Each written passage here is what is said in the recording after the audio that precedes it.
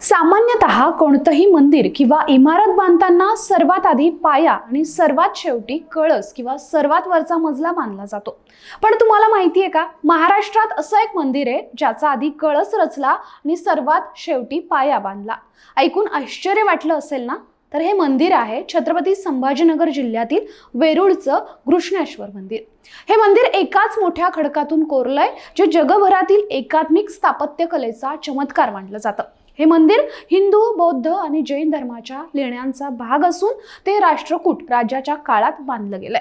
तेथील अप्रतिम शिल्पकला, द्रविड शैलीचं स्थापत्य आणि एकात्मिक वास्तुकलेचा अद्भुत संगम हे त्याचं मुख्य आकर्षण आहे। मंदिराच्या भिंतीवर हिंदू देवता, पौराणिक कथा आणि रामायण महाभारतातील प्रसंग कोरलेले आहेत, जे भारतीय शिल्पकलेचा उत्कृष्ट नमुना आहे। म्हणूनच युनेस्कोने 1983 मध्ये या लेण्यांना जागतिक वारसा स्थळांच्या यादीत समाविष्ट केलंय। ही माहिती कशी वाटली जरूर कळवा।